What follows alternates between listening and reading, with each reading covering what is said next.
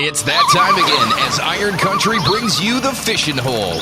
Keep up to date with the latest products and learn fishing tactics from some of the best anglers across North America. Let's give him a warm welcome this morning to the Fishin Hole 2014 National Freshwater Fishing Hall of Fame inductee Dale Stroshine. And this week's guest, we are going to introduce to you Larry Smith from Larry Smith Outdoors. We bring you another fantastic guest this week. It's legendary Al Linder on the Fishin Hole. And my pleasure to be here, Jeff. Looking forward to it. Here's your host, Hurricane Jerry. Good morning, Hurricane Jerry with you as we talk fishing here in the State Line area. We do this every Saturday morning at 7:20 a.m. here on Iron Country 1019 and 1490. You can stream the show on our brand new website, newly designed at ironcountry.fm. Today's show is brought to you by Jerry Sports Service here in Beloit, located on the Rock River just off of Highway 51, home of the ultimate fishing boats from Lund, top-of-the-line outboard motors from Evinrude, including the new E-Tech G2s. Jerry's repairs all makes and models of boats and motors. Give Beaver a call today at 608-365-4520 or visit them online at jerrysboats.com. It's been a warm one here this month. I know recent temperatures, Lake Koshkonong, I think up in the upper 80s, being a shallow lake, that's pretty high stress, I guess, on those fish. And a lot of those fish, I know, they've been biting out there, but I'm sure a lot of them moving in the river into the deeper holes where it's a little cooler, too. And also in anywhere where there's a feeder creek coming in, that might be a good spot, too. Maybe target some fish, too, with the water temps being cool. But fishing right now, I know up on the Petenwell Flowage and Castle Rock Lake there, it's been pretty good, and we got Jesse Quale from on the show with us this morning from Green Waters Walleyes Guide Service. And Jesse, how you been through all this COVID stuff here? Oh wait, hold on, I had you on here. Here we go. There you are. I lost you. Are you there? Yep, I'm there, bud. Okay, I had that. I'm like, I don't hear him, but oh yeah, there it is. Yeah, operator error this morning. That's okay. So it's early. Yeah. So, have you? How you been dealing with this COVID stuff? And it's just been a crazy time out there, I know. And how's it been so far? How's business been? It's good. Business is booming. I mean, there's a lot of people wanting to get out in the outdoors. I mean, this past weekend is probably the most people that I've ever seen 4th of July in the bodies of water. Yeah, I've been hearing that from a lot of different guides, and I said it I think a couple of weeks ago on the show. Even Pete Mena had him on, and he had mentioned that he has seen more and more people out and about this year fishing than in his area, in Hayward area, than he's ever seen in the last. He can't remember, but it's been this fishing thing has been a nice. I think a good outlet for people, because they can't really do a whole lot. So, but you can fish.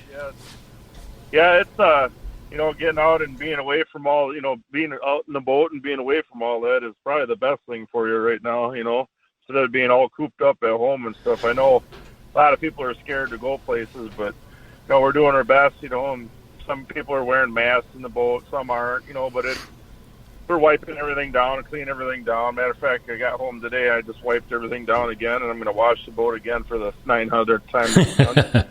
What? Well, I was getting a little bored and going nuts there a little bit. Adam, who used to be on the show, he got into TikTok, and he goes, "Hey, you got to check this out." So, and you made the comment, I think you guys need boat therapy or something. So I finally got off the TikTok thing, but I don't know. I don't think Adam, he's let up on that. No, he's a top notch on that. Yeah, he's a professional when it comes to TikTok. Oh yeah, he's comical with that stuff for sure. But fishing is therapy, and baseball going to be starting up here real soon, and I've been fishing. I haven't really can't watch sports, can't do much, and when I get out, I do a lot of fishing. And you've been doing quite well up on Petenwell and Castle Rock. So you want to talk a little bit about that and what's been going on? Yeah, it's the bite's really, really good right now. Today was a little bit tougher with the storms that blew in last night. Right. We had almost 4 inches of rain, so that usually that'll shut fish down for either a day or they don't bite till later on in the afternoon. But we got a few fish today and got one really big one. But no, the bite's been really good. Trolling bite's on fire. It's been, oh man, for the last 3 weeks. I'd say at least the last 3 weeks, the trolling bite is the best. I mean, you get a few fish jigging, using live bait, but then again, trying to keep live bait is, keep it alive, and trying to keep it on your hook with this water being 80-degree water temperature is kind of hard. Yeah, it gets to be a challenge.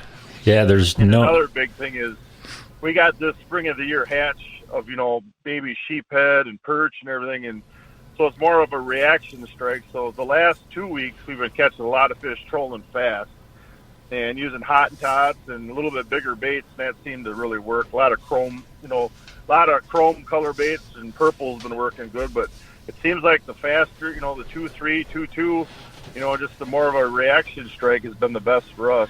Right. You ever, when you're out trolling, I know I've done it in the past, maybe doing 2-1 or 1-9, or do you ever kick her in up to 2-5 just for a quick couple of seconds and back her down? And next, you try to turn, you try to make a turn or something, and the last couple of times out, you go to make a turn and bang, bang, bang, they hit on that fast side. Yeah, on the outside. Yeah. Yep. So they, I want to say Saturday and Sunday was so I told my people, I said, we got to speed up here. So we sped up to 2-3, and I mean, when we get over the pot of fish where we were catching them at, we were fishing anywhere from 12 to 15 foot of water, but them fish are only about 6 to 8 feet down, and boy, when we burned over the top of them, they light right up every time. Yeah, that's what you're saying, fishing the Petenwell and even Castle Rock, with the wood and the structure that it has, you guys, a lot of those walleyes actually suspend, and that's something I learned a few years, back from having me on the show. I have a lot of people call and ask about that. I tell every single person that comes to my boat, everybody thinks after June, let's say, you don't catch walleyes, they're done for the year. That's not the truth. A lot of times these fish feed, they're suspended. So, everybody's like, well, we're jigging down deep, we're down deep, we're running our baits way, 100 and some feet back. I said, you don't need to do that. You want to target fish that are suspended. Those are the most active, and normally those are feeding all the time. You want to be above your bait. You want to have your baits above them fish. Because, if you're below them, they're not going to look down. They're looking up, So I tell a lot of people. Another thing is with the amount of wood that's out there, keep your baits up high, and you're not costing yourself so much money. Yeah, don't do what I did a few years ago and hug the bottom a little bit and end up losing a few lures. And not only that, catching a few sheepshead and catfish. That's another thing, though, too, is I tell those guys, like today, Keith's guy, I said, he goes, how come we're catching catfish, trolling crankbaits? This is because they're up suspended too, or they're up feeding too. And the other day, the mayflies were all over the surface, and you could see all kinds of fish feeding. And the one guy in the boat goes, I've been watching it. He goes, I think some of those are catfish even. I said, that wouldn't surprise me one bit. Wow. The fish we're catching are like footballs. They're full of food. Right. Boy, I tell you that we've brought it up in the past, with the slot and everything. The numbers, the numbers are just pretty sustained pretty well on that system, isn't it? The numbers it's incredible. Like last year, we had all kinds of. Let's talk big fish first. You had all kinds of fish like between 25 and 26 inches. A lot of them, 24 to 26 inch range. Now this year, you catch a lot of fish, 25 to 28 inches. I even had a guy catch one 2 weeks ago, a 30-incher, and I haven't had a 30-incher in my boat by a client in a long time, especially out there. I caught one this spring, a real big one, on shore by myself, but that one was, but then we've had 4 or 5 of them, in the last week that were just about 28, and then we had a couple 28s one day, and then one other day we lost one right away that was a real giant. Then we caught 2 28.5s back to back. Wow. Holy cow. I mean, Yeah, there's a lot of food out there for them fish. And there's also, there's smaller year classes of fish. You get your 10 inches to 14-inch ones, but the last 2 weeks, numerous times out on the water, you catch fish 16 to 19 inches and a lot of them. That's awesome. Wow. Yeah. Future looks bright. Some guy, people take a few home with them, and that, but we've been throwing, you poke around, you're going to find them, and you get in them pods of fish. It seems like when they're in them pods of fish, it's either all the big ones and eaters, or it's the smaller ones, but it seems like the smaller ones are a little bit deeper, and the bigger ones and the keeper ones are way up towards the surface. They've been way up high in the water column lately. Wow, that's interesting. That is really interesting there. Have you been fishing Castle Rock much at all, or guiding too? Yeah, I went a few times, did a few muskie trips down there, and then the trolling's actually pretty good on the Wisconsin Riverside right now. The guys are getting them. But I've been getting a lot more people on, other lakes and then on Petenwell. We just kind of been leaning against fishing Castle Rock during the week, and then weekends kind of staying away from there because it's just mega boat traffic. Right, yeah. I can imagine that. You're talking muskie fishing. That's kind of a good area to do muskie fishing in your neck of the woods, and you do guide for muskies. Yes, correct. Yep. But the problem is, though, I usually don't, like everybody else, these are you got to be very, very gentle with even like the slot walleyes or a muskie right now. The water temperature is way, way too warm. Today, the water temperature was 87.5 when we left. Are you kidding me? That high? Yeah. Yeah, it was 85.5 this morning at 6 o'clock. Oh, wow. And in Lake Koshkonong, certain areas I've seen water temperature in the 90s.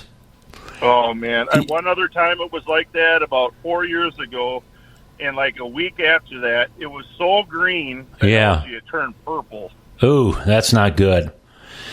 So that's what the main thing is, the water temperature right now. So I'm not booking any muskie trips until this water temperature cools down. It might be till September, Yep. Once it hits 70, that's my draw of the line there, because it's still even...